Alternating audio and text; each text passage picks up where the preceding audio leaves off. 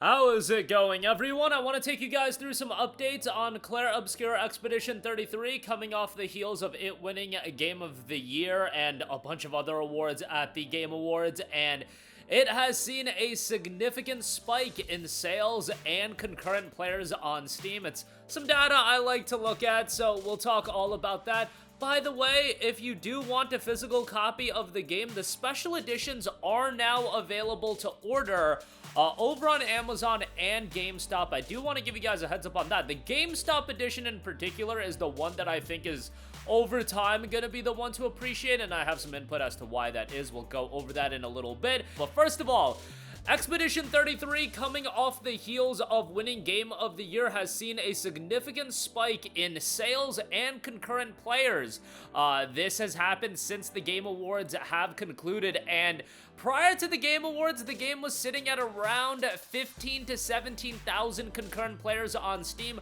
Post Game Awards, it has gone all the way up to 57,000 concurrent players on Steam over the course of the last week. And Reese Elliott, head of market analysis at Alinea Analytics, which I know some of their numbers have brought some contentious arguments as well, but they are estimating that 200,000 copies were sold since the Game Awards, and that was initially said. Then Elliott reached out to IGN the day after their article went live, noting that Expedition 33 has now sold 300,000 copies since the TGAs, with 70% of those copies coming from Steam, 26.3% from PlayStation 5, and 3.3% from Xbox. Remember, Xbox, it is available on Xbox Game Pass, so if you are on Xbox, chances are you're playing it that way.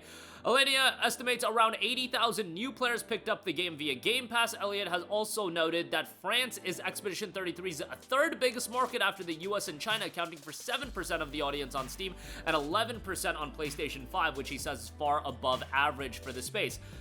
The most interesting stat to me comes from that data of 70.4% of the sales on Steam.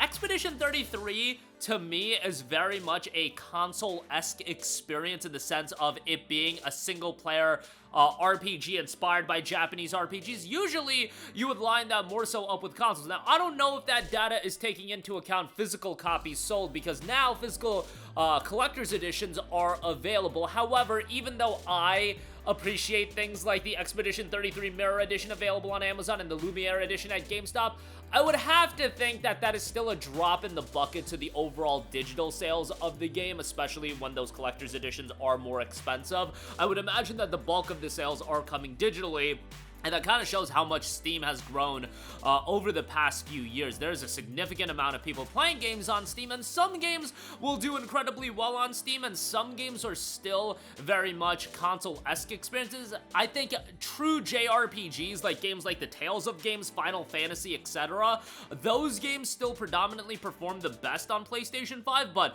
Expedition 33 having that Western aesthetic, or something that'll at least resonate with a Western audience, it has done incredibly well on PC, and that's just an incredibly interesting data set to monitor as well. Like 70% of the sales on Steam, it's one thing when a game like Hollow Knight, yeah, that game's gonna sell the bulk of its copies on PC, especially because that game is super easy to run across the board on PCs. Expedition 33, I'm not gonna say is a super demanding game, but it's not like it's a Hollow Knight-esque game in terms of performance. Expedition 33 is now Steam Deck verified as well, so I'm sure that helps, and it did get its significant free update, which I'm sure also has contributed to the spike in concurrent players on PC. But I think a lot of that is from how much traction this game got for winning Game of the Year. You know, there was a lot of negative points that I've seen on social media. When a game just sweeps up the awards that much, some people are going to be upset. And let's be honest, a lot of the people that are upset about this game winning all those awards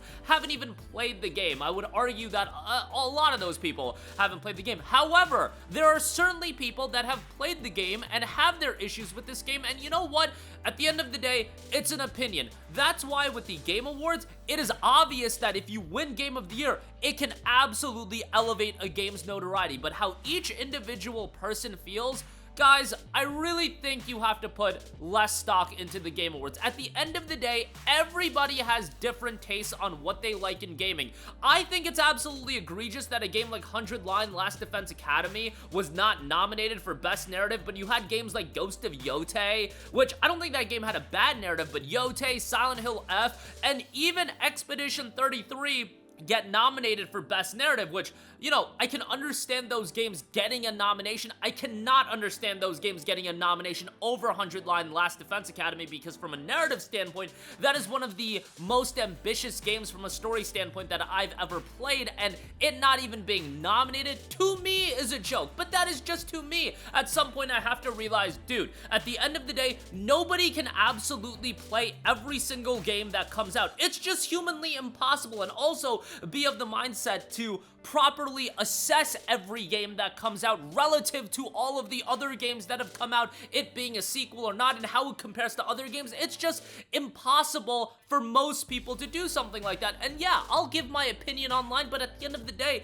that's all it is. The Game Awards is gonna have more credibility, and yes, it is a collective group of people giving their opinion, but it's still an opinion. It's still something that is incredibly subjective, and if you want to say KCD 2 was Game of the Year, if you want to say Death Stranding 2 was Game of the Year, more power to you. There are aspects of those games that I could totally understand why they would resonate more so with a player than Expedition 33 would. For me, I said it before, I had it 1A, 1B, Expedition 33, and Death Stranding 2, and if I had to make a decision, I'd probably go Expedition 33, but there were so many great games this year, and depending on what type of games you personally enjoy, you might like a game like a KCD 2 better than Expedition 33, and I can totally understand that. And I would also say, as far as Best RPG of the Year, I almost think Kingdom Come Deliverance 2 should have won that award over Expedition 33, because as far as being a pure RPG, role-playing game, giving you the devices to role-play and be the character that you want,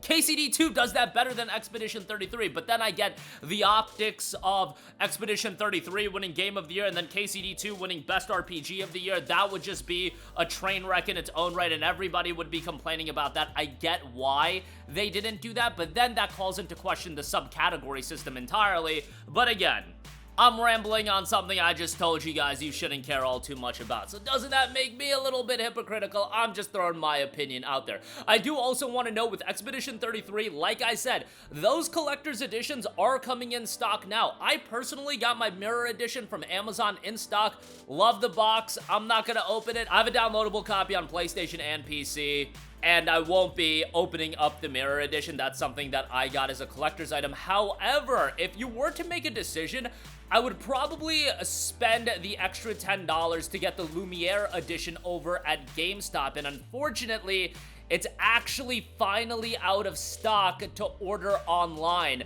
It's been available for a while, but, you know, oh man, I was telling a lot of people to pick this up. This is just coming to my attention that now it's finally out of stock. That's a bummer, because that is the edition that I think is going to ultimately be worth more, because it includes the Expeditioner's Journal as well. As far as collector's items go, I would honestly say I like the Steelbook in the Mirror Edition more with Verso, but honestly, you could go either way. The Steelbook in the Lumiere Edition has Mael and Gustav on it. I like the Steelbook in the Mirror Edition better, but the Mirror Edition is still available. Given that the Lumiere Edition is now going out of stock, might be something you want to look at picking up, because it's probably gonna not be available after a while. Maybe they'll do a restock. I don't know what the deal is, but the Lumiere Edition is also a GameStop exclusive. I would imagine more people are buying games from Amazon than GameStop, and I think the Lumiere Edition is just gonna be a harder get. I don't even want to look at the eBay prices, because they're probably already gouged to the heavens, especially coming off the heels of the Game Awards. But that's gonna do it for me. Let me know all of your thoughts in the comment section down below. Remember, Expedition 33 does have its free update available now. Good reason to jump back in. Also has some UI improvements and quality of life improvements, so that's great. That'll do it for me. Let me know all of your thoughts in the comments down below. Sound off there. Thank you for watching, and goodbye. Hey guys, we hope you enjoyed the video, and if you did, make sure to hit the subscribe button, and if you're already subscribed, do us a favor and hit the bell icon. This way you'll be notified whenever we post a new video. That's the best way to keep up with all of our uploads, and we usually try to upload 2 videos a day. And with the bell icon hit, you'll be notified whenever we do upload a video. As always, thanks for watching.